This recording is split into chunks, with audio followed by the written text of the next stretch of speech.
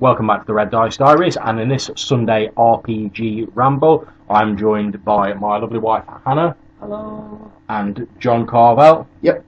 Who is not my lovely wife, but he's weighing in anyway. And in this RPG Ramble, we are going to be discussing how games have evolved in RPGs and whether anything has been lost along the way from the more old school traditional games. So first of all, John, how do you think games have evolved, and do you think anything's been lost along the way? How do I think games have evolved? I just think that games have moved away from a solely fantasy setting.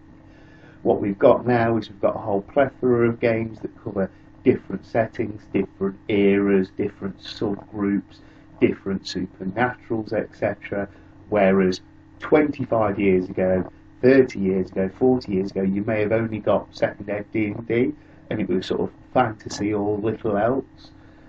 You've had companies like White Wolf come in, release a whole series around different supernaturals with a central timeline. And you've had interest group role plays come out, and by that I mean games like Inquisitor, games where they focus in on a small area but try and make it really, really detailed. So I don't think it's so much that gaming itself has evolved, because I do believe that plot lines are pretty much the same.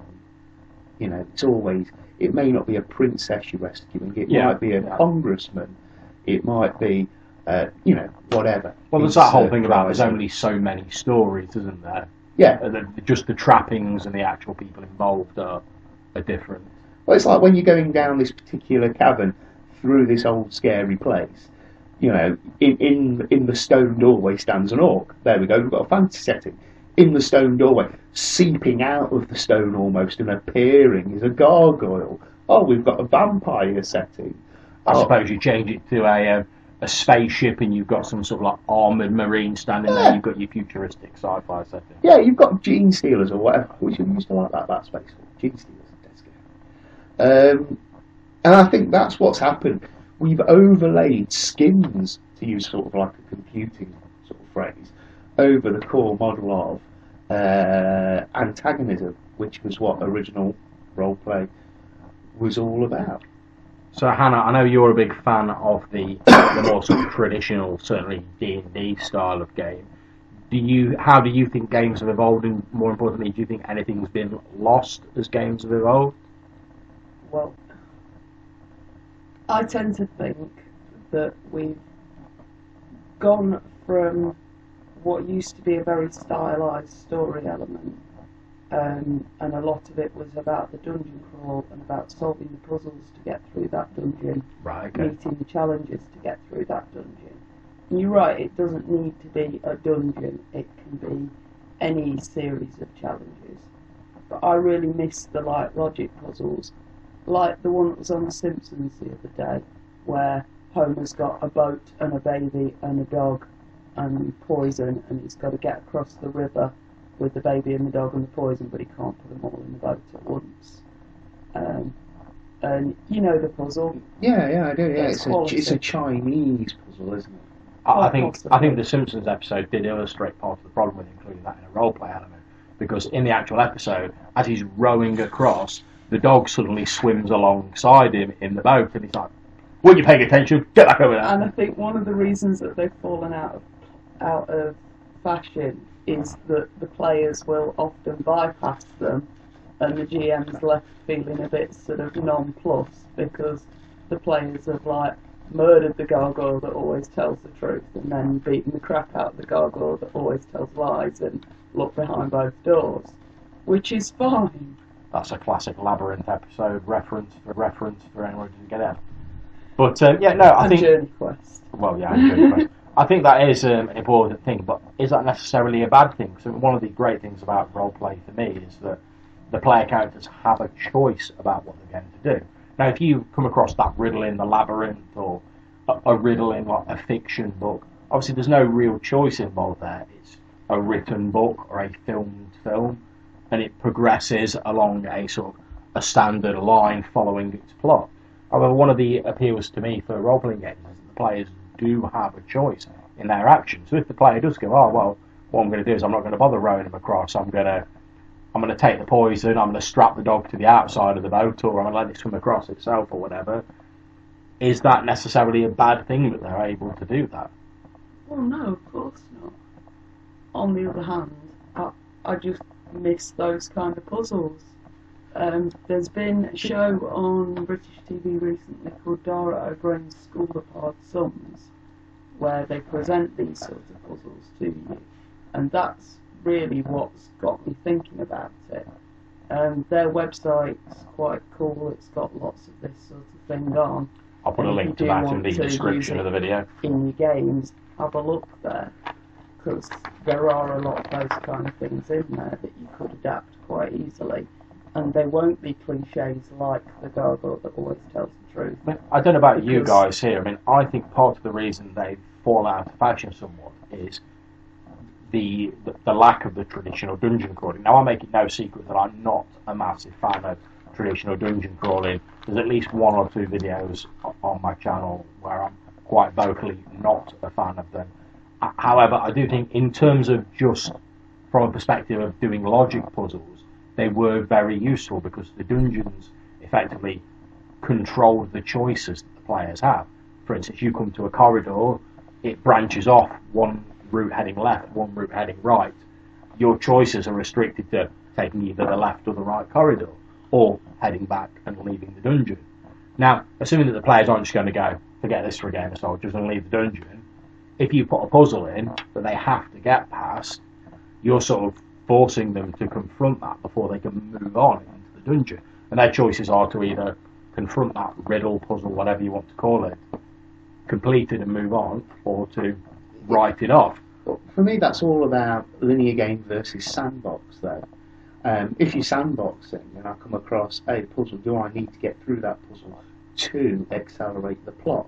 Whereas with a linear game where I need to win a prize in order to gain information to move on, then placing a puzzle is a perfectly adequate way of doing it. But I come back to this setting thing. People would not stand there, construct a riddle, and then say, okay, there you go through.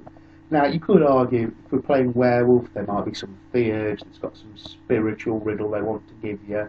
You could argue that in vampire you might have some Tremere who's a bit nutty and has created a ritual.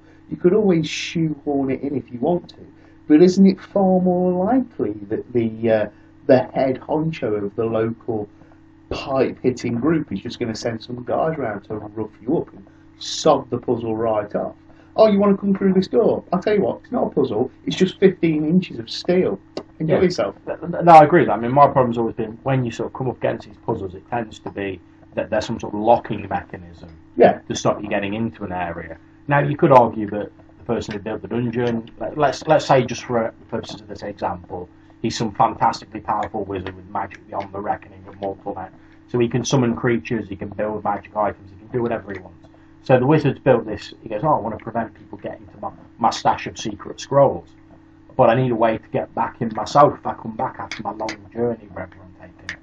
So you could argue that, oh yeah, he's built a complex riddle, thinking, oh, I'm the only one who's smart enough to solve that, and I can get back into my scroll story. I'd argue that if he's that powerful, though, why not just make a magical door that he can open with a wave of his hand and that no one else can open? But similarly to counter what you've just said there, John, who's going to want access to his scroll stash?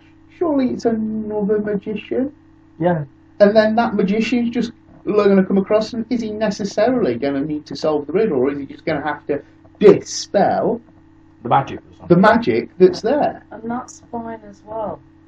Just as I've said about social encounters before now, that if you've not got the skills to debate it out with the GM, you should be able to roll the dice for it.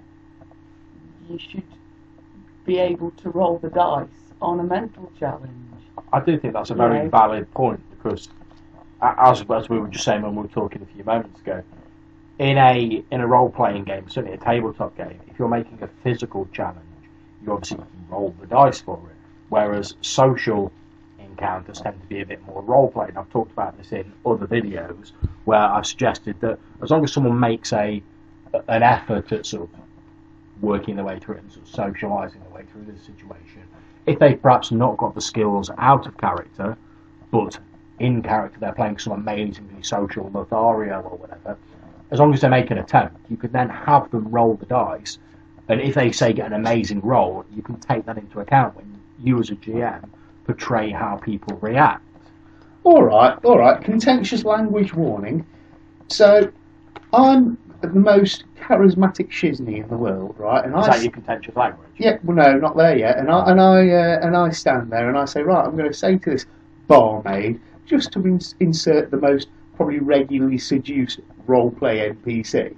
Yeah. Right. So this barmaid standing there, and I say, oh, I'm going to seduce this barmaid.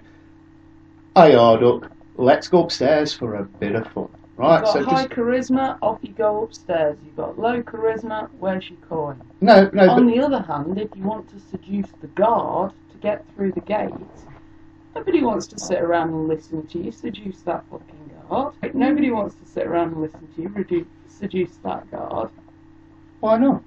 That's part of the game, though, isn't it?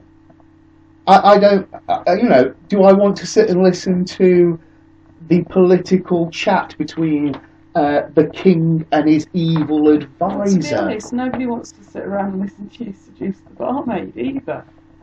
But if you describe your actions. Do it for a story element, great, roll some dice. Okay, so what I'm saying is you describe your actions. Yeah, You're in a situation where seduce the guard. you can be the most charismatic person in the world and you fail your role and they hear something different because that you failed your role. But similarly, I could have just said, because as an individual, not a very seductive individual, but my character, might be, I might have actually said, oh, right, I'm going to say to this barmaid, go upstairs, get your knickers off. That's a cup of tea. And then I make a roll, and I succeed that roll. And obviously she doesn't hear, get upstairs, get your knickers off and make us a cup of tea. What she hears is the actual seductive language. But I'd always rather a player, so you go up to the barmaid, what do you say? Is it wrong of a GM to say, I want to get some sort of idea of what you're saying? See, since I'm sat in the middle of you two anyway, and you two obviously have like a post, but I'm going to be like the point of reason for the moment, because I proffer a middle ground to those two instead. Because I don't agree with the whole, you just go up and you go, I want to seduce the barmaid, roll dice, barmaid seduce, off you go. And I wouldn't go with the same thing as, I'm going to seduce the barmaid, and then have like a massively detailed seduction of it. All I'd say is, you go up, you probably drop in like one or two sentences to give the rough overview of how you're like trying to seduce this barmaid. Then you make your dice rolls, and as you were saying, John, depending on if you get a bad dice roll, she obviously hears the, hey, get upstairs and get your knickers off. I'll probably like give you a slap round the face. If you get a high roll, then she obviously hears a more detailed version and a more seductive version of what you've offered. Young woman, get thou upstairs with the angels, so that I might come and pledge my troth to thee. Yeah, right. She'd hear a more seductive version of that. I think what you've also got to bear in mind, though, is it's not up to the GM to say, you've come across a puzzle, why don't you try rolling that and that? It's up to the player to say, I've come up against this puzzle, I'd like to try rolling this and this, see if I can get around it that way. Yeah. But I've been in a number of games where players just sit quietly and don't say what they want to have a go at. I do agree with that, because I mean, if I was coming up against a puzzle myself and out of character, let's say I'm playing some really intelligent mage, but out of character I can't wrap my head around this puzzle, I'd say to the GM, I've got really high intelligence, I've been mastering enigmas and puzzles since I was like knee high to a halfling, can I make a roll for it?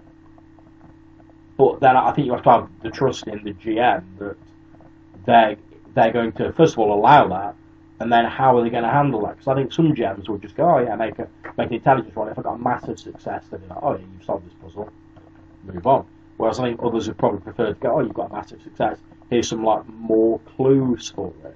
So there's a number of different ways that can be approached with a GM, and as a player, you have to have trust in your GM that they're going to react appropriately. That if, as players, you have either played out a really good social scene and made everyone laugh while you were seducing the barmaid, or whatever, got a really amazing Shakespeare sonnet out, or Get your if sonnets you out. worked that puzzle out and solved that puzzle really well, out of character, maybe you should get a little bit of extra XP for that. But Extra XP. I'm not saying don't give them XP for Like a just flat rolling the like dice and down. getting past the challenge. I'm saying give them a little bit extra for putting that extra bit of effort in and working out how to solve the puzzle, or coming up with a really good chat-up line. To be fair, you talk to the person who's probably the most generous with XP out of all the GMs. I'm the person that litters my players with powers because I believe in playing the high-powered games. Only because you've never played in a game. I'm fairly generous with my XP. You Whereas also And I always put ducks are. bonus in. you also run the risk, though, like you say, getting a few extra XP. Player feels good because they've solved the puzzle. Don't you also run the risk, though, of making your friends, who ultimately are usually your players, feel thick? Oh, I've come up with this puzzle, guys. Oh, nobody's solving it.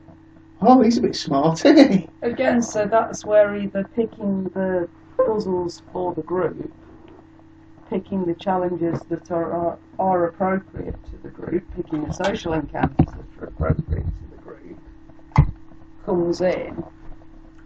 See, my main argument about puzzles would be, from a point of view, and I'll say this quite happily, I'm not a person who enjoys mental puzzles. Hence, I wouldn't point one at your character. Well, exactly, yeah, that's the point I was going to make. I think a lot of it comes down to, as a GM, knowing your group and tailoring your game for that group. Because if you've got 4 players who just want to roll some dice and like bash some monsters in, and you confront them with like a cornucopia of like Mensa puzzles, they're going to leave having not enjoyed the game and being like, oh, rubbish. So I'm now imagining this large golden fluted horn overflowing with IQ tests. That's it. But It's a that's that yellow cornucopia. submarine, you know. I've never heard of a cornucopia of mental puzzles. That's brilliant description. Sorry, Red Dice Diary is expanding your mental horizon. But however, if you've got like a load of people who are like really sort of like intelligence-based people, that they're sat around, they love puzzles, they love doing crosswords, playing all sorts of like puzzles. Rather like yourself, John, you're very good at like puzzles. Yeah, but I'm just buying Professor Layton. That's it. Yeah, that was going to be my point. But if you had a load of people playing that in a game, you could quite feasibly jam a load of puzzles into the game and expect them to be excited and interested in it and jump on it. Other puzzle games are available, unless Nintendo want to send me a free one. With a large 3D DS. Cheers, Nintendo. But unlikely as that is to happen, I do think it comes down to actually tailoring your game to your group. And I wonder if part of the reason puzzles have fallen out of favour is because people just ain't enjoying that shit as much as they used to. Yeah, Or did people ever enjoy it that much? But what games do people play? And here's where I come back to. We started off years ago with role-playing in a fantasy setting. That was your mainstay, wasn't it? Yeah, pretty much. And people try to bring in other sort of worlds, other elements. And you had games like Rifts, which allowed you to travel to other places. You also had games that offered templates for any different scenario you want to play in, a la GURPS. Yeah. That's right, isn't it? Yeah. You've then got this whole World of Darkness, and it's like if you play in a World of Darkness setting, do I expect a puzzle? And no, I perhaps expect that they need to get three unbaptized children to munch them up and fill the sigil with blood, and that's how they're going to bring about like the return of their great one. I played. Yeah, well, I don't. La Magra. But what I don't expect is, at the other side of this door you wish to see, you must answer me my riddles 3, because I'm playing in World of Darkness. So you're saying it very much comes down to the setting and what's appropriate for the On setting. the other hand, in World of Darkness, if I came across a fey character, particularly the new World of Darkness, I think fey in that, I would expect them to speak in riddles. I'd expect them to be impressed if I was able to solve a riddle. Yeah, but again, that's a very narrow part of a wider world. So back to D&D. If I was playing in a D&D game, okay, a few things I'd not be disappointed without, but a few mainstays that I'd expect. It's a D&D game. I expect to get my mission in the tavern. I expect there to be some cloaky figure in the corner who turns out not to be the person I'm going to meet, and I make a chode of myself and perhaps end up with a small scuffle with a stable lad. I expect to get my mission and then have to go somewhere and find some amulet of protection or whatever I need to complete that mission. Now that could come in a puzzle box, although again I'd have to argue if the item's that valuable, why are they protecting it with just a puzzle? Why not have a few big ass armed guards round? Well, or locks? I'm not saying we need a burglar. replace the rest of the game with puzzles. I'm saying it's a part of the game that's vanished. Oh yeah, what we're trying to get at is There should be. I don't think it has vanished though. I think it's just more. I think it's just become more of a sort of niche part of the game as other parts of the game have expanded. Because as you say, when there was only monster fighting, dungeon exploring, and puzzles, obviously, yeah, puzzles are a third of your repertoire. Now there's like a lot more stuff. Puzzles are still covering. They're still there, but they're covering less percentage of your sort of like entire game repertoire. Well, yeah, I think intrigue made a big step up, and when people took D&D and said, you know what, we've played this now a few times, we fought dragons, you know, we took a couple of heads off a hydra, we've looted someplace and got a big chest of gold. Great, shall we go out and do it again? And somebody said, oh well, I'll tell you what though. Why not try a different sort of setting? And this time, the puzzle, it might be the intrigue of a court. The puzzle might be... See, I regard that as a social challenge, getting around all the intriguey stuff. Well, that's a very interesting point there, love. I mean, I don't what do you regard that consider as, a puzzle? Well, I'm talking about the simple puzzles that you used to come across. The things where you've got all the information in one scene, the stuff's there, you do it or you don't, or you bypass it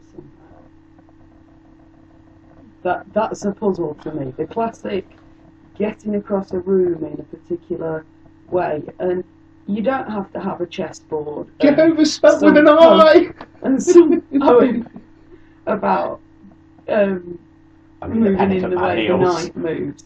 You could have office cubicles. They did one on School of Hard Sums the other day. I had to get around the cubicles in the office without the guard catching it. And he knew which route the guard was going to be taking because somebody had been watching the scene beforehand. And then he'd got to work out which path he was going to take in regards to which path the guard was going to take. I took that as a really interesting puzzle. It was an enclosed, encapsulated little thing that they had to work out.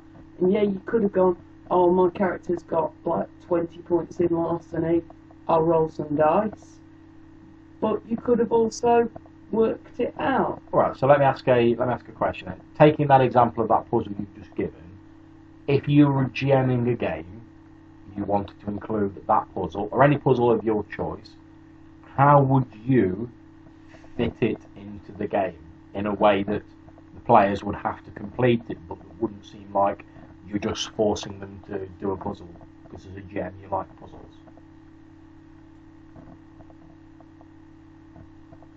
It's a bank heist. Okay. Here's your scenario. You've got some guards to get around and you know what route they're taking. I'm pulling this out of my arse. That's absolutely fine. You've got a lock to bypass, some sort of computery techie type thing, which you could include a code-based puzzle for. You don't have to. You could go, this character's got computer skills, and that player doesn't like puzzles. However, if you have got a player that enjoys them, it somehow seems to me a bit lazy for the GM to not put them in at all. See, I've got 3 words that solve that puzzle. Lots of dynamite. Yeah, fine. So then you've got the whole thing of where are you going to get the dynamite from? Which is your puzzle. Yeah. That's what I'm saying. Your puzzle doesn't have to be three boxes Yeah. available. How do you get Putting- 10 horses in 9 stables? So is it just a case of not so much the puzzles have disappeared? Is it just a case of they've sort of expanded and ballooned outwards, so they're not quite the sort of small, confined, sort of like self-contained puzzles they used to be? Since obviously there are puzzle-like elements inherent in all role-playing sessions. Like you were saying there, to use your bank heist as an example, you've got to work out a way past the guards. If you want to dynamite it, you've got to work out a way of like getting the dynamite, working out where to place it for maximum effect. If you're not using dynamite, are you stealing like key cards to get past? Are you scoping out the guard routes, etc.? All of that has puzzle-like elements. Well, I'm to it. wondering why I'm not clubbing some guard and stealing his uniform and stealing his ID and walking in Boulder's Brass. Exactly. You know where he takes his tea breaks and he's got a gun and you haven't. Yeah, but yeah, right, I'm not bothered about a gun, because I can come up behind him while that gun's in his holster. And you know where all the blank spots are on the security cameras and can't get linked. That's another way you could do this. See, now, I wouldn't say that bank heist scenario, I wouldn't classify that as a puzzle, No. if I was thinking about it. I'd just classify that as a session. There's a lot A of heist different session. ways you could do it, but certainly a bank heist, you could include a lot of the old logic puzzle style puzzles, but they tend to be bypassed for a little bit of chatter and a dice roll, and the GM never puts the effort in to give the player the chance to solve it as a logic puzzle. I think for me, having written and ran a murder mystery where it was effectively one long logic puzzle, you just had to work out who couldn't do it, and the person that remained was the murderer. But for me, I will point out, as someone who's not good at puzzles, I was proper rubbish at that murder mystery. But for me, it's like I'll pick up my newspaper in the morning, I'll do my crossword, I'll do the pyramid word, I'll bang through the maths ones, and that's my puzzling done for day. I've never bought Professor Layton. My wife loves Professor Layton. And I've told you guys before, I'll be sat in bed and I'll be trying to read, and then all of a sudden this DS will come across in front of my book, and I'll be like, what? I'm stuck on this one.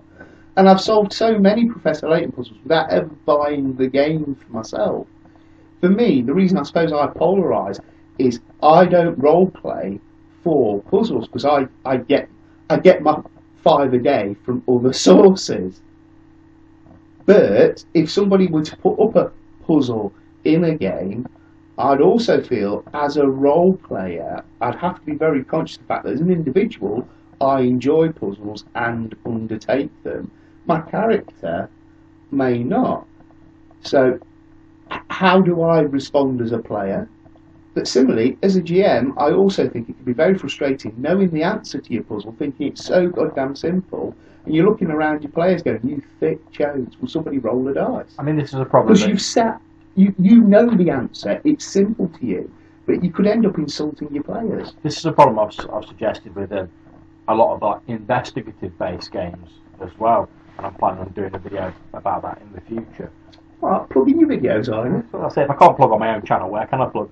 But I like to think that in investigative scenarios, a lot of the problem is, as a GM, and as you said about your murder mystery, as the GM, you've got all the notes in front of you, you've come up with the process, you know who did it, it might seem very easy for you. However, as a player, it can seem almost like insurmountable, where maybe because you've missed a tiny little clue, or you've not read something into a particular piece of information This that you is should like have. being presented with a scroll with all of it written in a nice poem, and maybe a bit of space at the bottom to work it out. But similarly, was amazing. No, but if your players don't grasp the poem, I've given out written information recently, and I've had a player sit for half an hour before saying, "Oh, I didn't understand that word."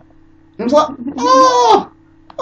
So I bothered putting in something like that, and I spent half an hour waiting for somebody to say, "No, I didn't read that," and that is massively frustrating. I mean, I think in terms of like GMs, in terms of planning for games, not just for puzzles, but there's a lot of sense to the idea that you don't want to over-plan games, because if you sit down for like 4 hours and you plan out an amazingly like detailed game, and the players only see half an hour's worth of it, you could argue you just like wasted 3.5 hours. And obviously you can recycle some of that stuff, and they might come to it later.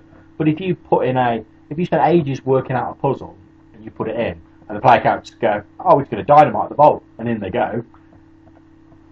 That's a lot of time that you spent coming up with a puzzle that's never been used. So is it a case of that it's fallen out of favour because people were just ignoring them and going around them, so the GMs have gone, oh, we're not going to put the effort into coming up with them? Or is it... I suppose, have they fallen out of favour is actually the question. Do we know that puzzles have fallen out of favour? Or do we just know from our own experiences? They're very rarely mentioned in books anymore. Well, if anyone out there does use loads of puzzles in their games, or if you think that puzzles haven't fallen out of favour, please let us know in the comments box below or in the Google Plus links to this hangout. Well, what else has changed in games from our perception? It's the change that we've just all grown up. We just demand something different from our games now. Or perhaps, like a river, we've run into tributaries where we've all sort of enjoyed particular sections of roleplay and carved our way into that as individuals. Well, I think to go back to your idea earlier on when you were saying that games sort of started off from the same sort of fantasy D&D style level and they've diversified from there, I think that's partly reflected by the growth of like independent publishers and independent games through like drive-through RPG and things like that, where pretty much anyone could knock up their game and make it available to other people, whereas when they first started there'd have been a couple of big companies doing it, that's their vision of the game, pretty much like it or lump it, you make up something yourself. Whereas now there's a massive variety of games out there that you can buy, and these independent publishers, they don't have the massive overheads that the big boys of the publishing industries have, so they can afford to like do more niche games that like might be very specific, but it does mean that whatever you're looking for in terms of role playing, you can probably actually find that. So I think there's certain game lines where they only have to focus on a sort of a very sort of narrow area to meet their sort of core market. I think the other thing is 20, 30 years ago, you've got sort of 3-4 classes of role player. You got your clerics, you got your dwarves, you got your barbarians, and you got your wizards.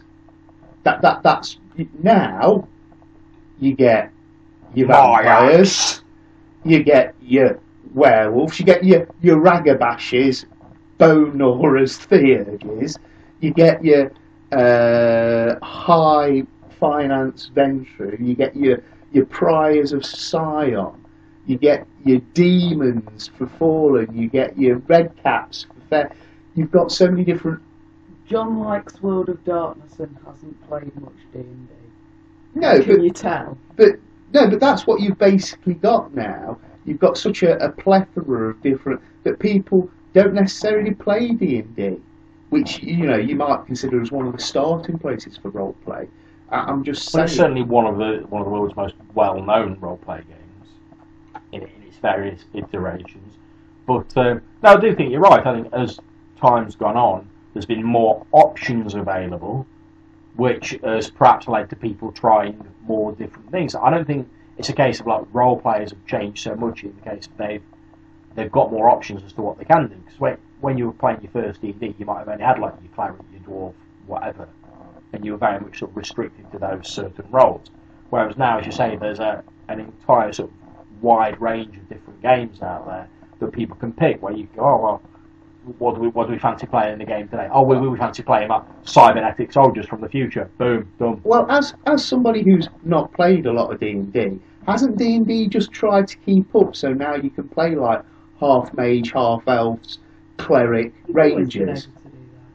Certainly, as long as I've been playing. It is a very salient point though, because I mean the latest edition of D&D, 5th Ed, which I've just reviewed, plug. What plug? Raw plug. What they've tried to do is they've tried to offer more options within the classes you can do. So each class in D&D 5th Ed has like a couple of paths you can take down. Like for instance, just to come up with one I can remember, for the druids, which traditionally were like, we can change a bit, and we've got some magic and we've got some healing type powers. now there's two classes in the player's handbook, which are the path of the moon, which is basically all focused on shape changing, and there's one called the path of the seasons or something similar. That might not be the correct name, but that focuses on being like one with the land and one with the terrain. And there's only like 2 for each class in the book, I think. But I expect in supplements they're going to introduce further specialisations and further routes that you can go down, because they're trying to bring back a bit more sort of individuality and a bit more customisation into these previously often quite rigid classes that the game focuses around. And I think that's part and parcel because of people are demanding more variety in their role-play games now, because they're used to having more options. And I've seen a lot of people complaining about they don't think there's enough options in D&D 5th Ed now. There's a very good book called Orcs, and I think there's a second trilogy out, Bad Blood. Again, if you want to send me free copies, don't bother because I already own them. But I like the books because they do centre around the orcs as the heroes of the story, for want of a better phrase. And that's something to me which I've always liked, seeing the other side. But again, if I was playing in an orc game, that's how my role play, that's a big involvement for role play effectively, because you always started, as I say, as the good guys. But now I think role play encourages you to play the bad guys. I don't know that it necessarily encourages you to play the bad guys. I think it more. I'm not a bad guy. I think it more encourages you to not see things quite as sort of strictly in terms of just like good and evil. It more encourages you to go, oh, well, okay, previously the orcs are just like the evil bad guys whose job it is to stand around in like a 20-foot by 20-foot room guarding a treasure chest inside a dungeon.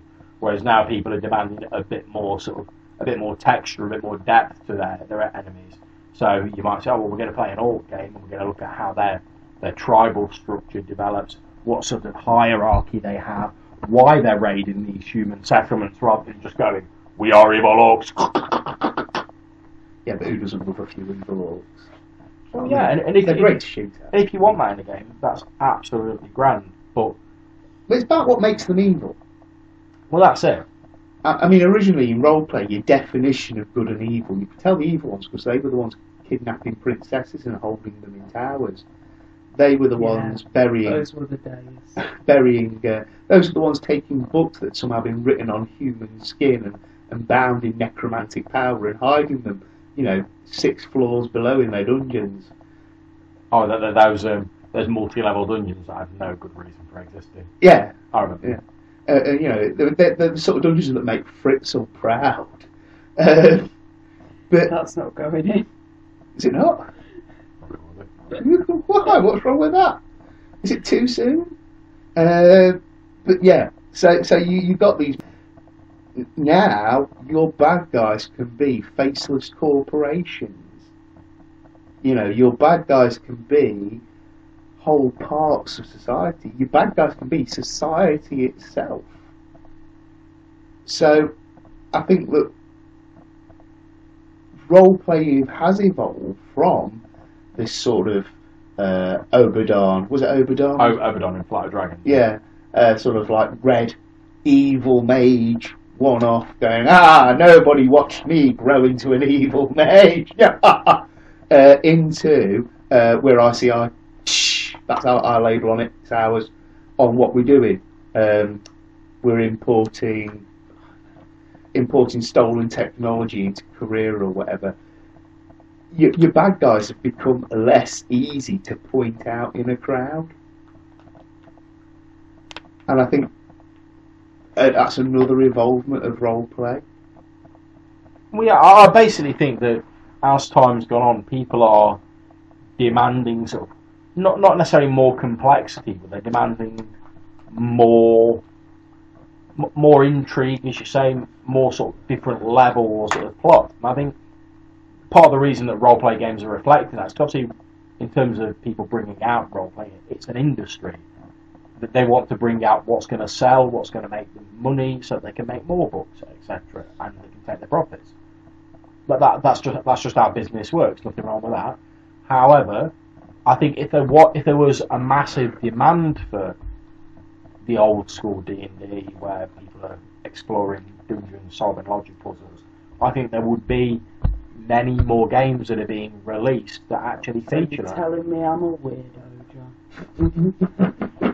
That's it. That's what you're saying. No, I'm he's wrong saying. and everybody else must be right. No, I'm not. He's You saying are a it's weird. a You are a niche- weirdo, but that's niche. outside the scope of this. I love you. This Saying it's- roleplay ramble. What I'm saying is that sort of old school gaming is a bit of a niche market, and there are lots of what they call OSR, which are like old school revival products out there, which are exactly what you're talking about, the old style of D&D.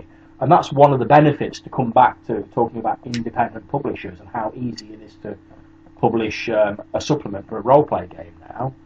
There are lots of people out there who are going, well, we like this old style, this old school role playing, and even if it's not part of the mainstream, they can still bring out their supplements, and if people want to buy them, they're available either free, because there's loads of like OSR products available free. I've got some myself.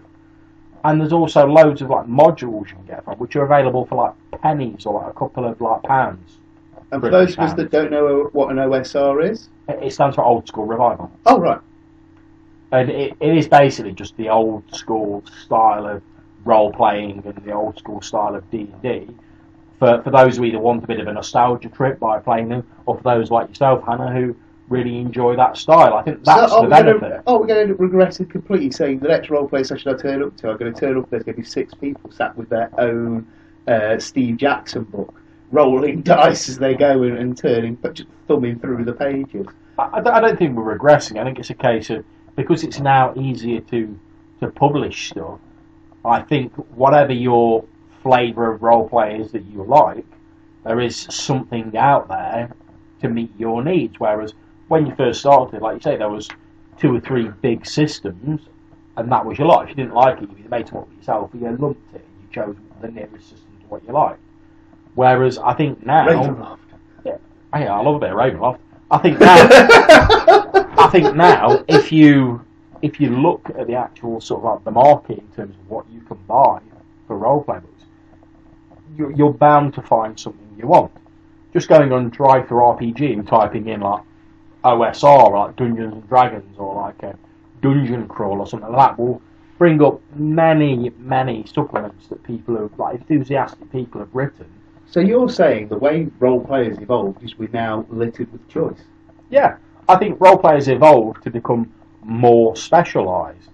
Which, if you look at, So there is a game out there for you. that's it. If you look at the advance of like something like technology and science, Dungeon World. And I'm running it. And you don't have to play if you don't like logic puzzles. So no, to you. I don't mind logic puzzles. I just used to them coming to me via the medium of a DS or via a paper. I think if you look at how like, science has advanced in that life, like, science has become more specialised. Like once upon a time, you might have had the scientist who studied all different branches of science. Now it's become so complicated with many different branches. You get specialists, like get your botanist, your chemist, whatever. I think roleplay has gone along a similar line, and there's so much choice now that people's tastes have become very selective. So whereas once you might get lots of different people all going, we're going to play D&D, now you get like a few of them going, oh, we're going to play Dungeon World, a few of them going, oh, we're going to play Cyberpunk, a few of them going, oh, we're going to play this, a few of them going, oh, let's bust out the Mega Damage capacity and play a Rift. Whatever. I just think basically that's the consequence of there being more choice available, that the actual amount of people playing any one game will have fallen, because there's only so many role players, and dividing that number of people up amongst a greater number of games will by necessity result in less individuals playing any particular game. And do you not think that role-playing is perhaps a diminishing sector of society, owing to the fact that, to use the media's view of role-players, we're all, 30-something, 40-year-old men, male virgins sat in our room. Surely that's going to diminish our Where do new role-players come from? Are they hidden in a puzzle Believe box? it or not, quite a lot of them are breeding. Right. I mean, I'm breeding, but I've run games for kids. Again, simple, logic puzzle based, dungeon crawls.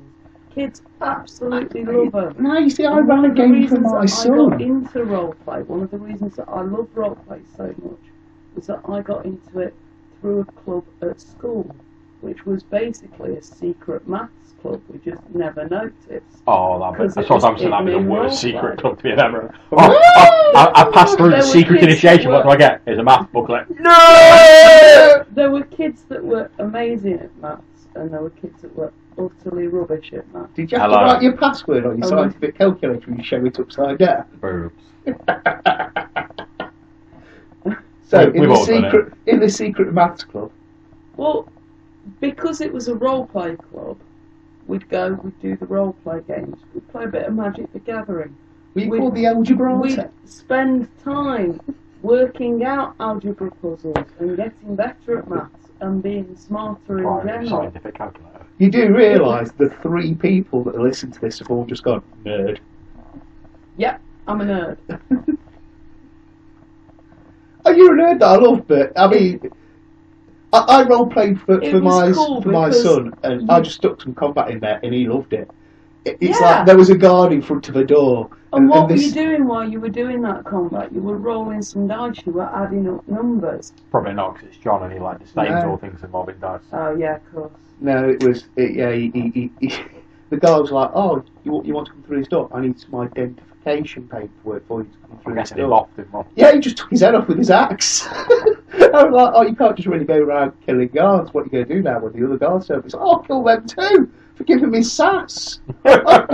So for him, if I'd have suddenly gone, yeah, but my son could spot homework coming a mile off. So if I sat there and said, oh, and yeah, you now see this door, and it says, to get through this door, tell us who ate the most cake.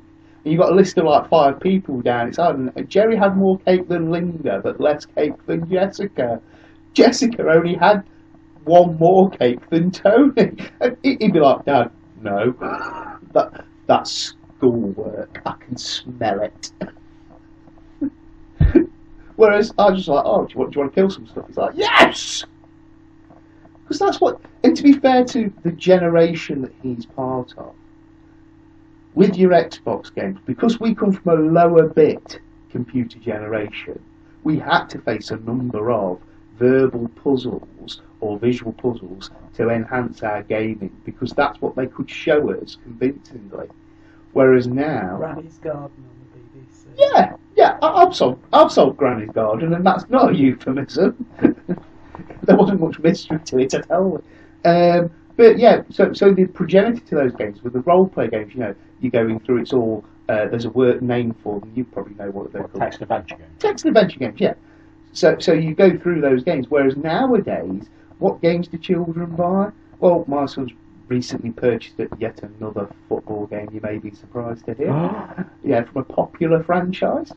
That's your kid, he's obsessed with football. Yeah, but in terms of his other games, his mother let him have Grand Theft Auto. We do live together, I'm just not entitled to an opinion. So Grand Theft Auto is a very violent, aggressive game. There's no puzzle elements. How you move along there is they just send you to complete tasks. So in terms of role play, in order to defeat the evil wizard, we might need to go somewhere and collect a staff of understanding and a ring of invisibility and a cloak of stone or whatever. So we go and we do these 3 things, and then we've got the requisites to take on Obadon.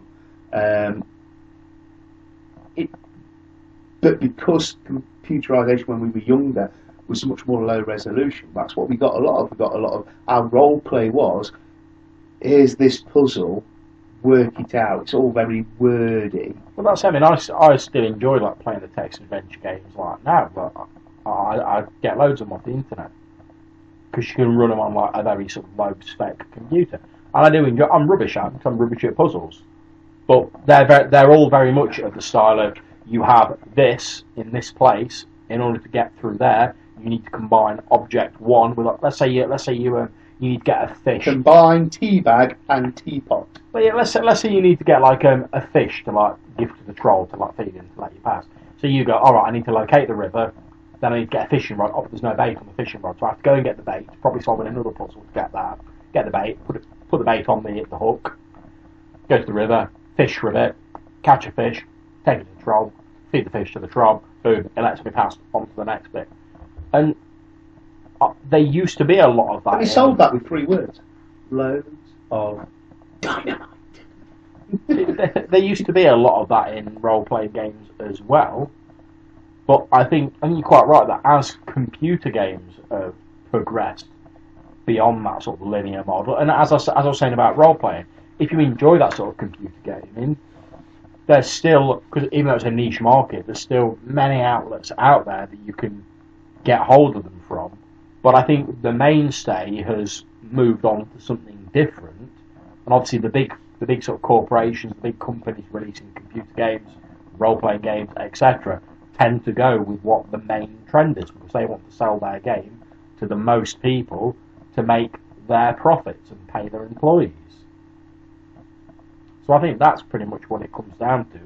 The mainstay of tastes have moved on beyond that, but there is still because we've now got such a choice and we've got the technology that allows us to easily make available the written word to anybody via the internet, that whatever your particular niche is, whether it's puzzles in role-playing games, bless you, or whether it's old text adventure games or whatever it is, you'll be able to find something out there that suits you.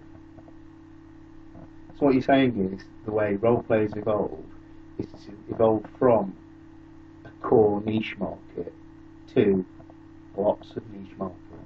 Yeah, effectively, there's now people are now being more selective, but they've got more selection to choose from. Effectively, I think that's what it comes down to. So that'd be how I think role-play is changing. And I don't think we've really lost anything along the way, to go back to the original question. I think certain things have become less common, or they've morphed into different forms, but I think with the advent of new technologies, like I was saying, and easily available supplements via the internet, etc., if your puzzles haven't so much been lost, though, but they're maybe not sort of in the spotlight like they once used to be. Mm. So, I mean, for instance, my advice would be, if you like that old sort of school gaming, would be get yourself on Drive-Thru RPG, have a look at some of the old school revival products, and I'm sure you'll pretty much find the stuff you're looking for. And I'd say the same to anyone who maybe thinks that their particular flavour of roleplay has sort of fallen to one side or has been forgotten. It's not really lost, it's just been moved off centre stage a little bit, but it's still sort of waiting in the wings for anyone who goes to look for it. I don't know why I'm frightened. And Sunset Boulevard for you. And with that musical in, I think we've just about wrapped up that subject. So I'd like to, in as much as we can in a Sunday Roleplay Rambles video, I'd like to thank Hannah and John for joining us today in this recording, and for not flinching too much when I took photos of them to make the thumbnail, which will be on this video. I'll try and put a link to the many things that we've talked about down below, the different types of games, and I'll try and find a link to some of the old school revival stuff and put in the description box down below for anyone who's interested. If you've enjoyed this video, I hope that you'll consider clicking on like for it and subscribing to the channel by clicking on the red dice in the top left corner of your screen. And until we see you next time, thank you very much for watching and listening. Please leave any comments you've got in the boxes down below, or hit me up in the Google Plus links. So it's goodbye from me, and it's goodbye from them. Bye. Bye. Take care.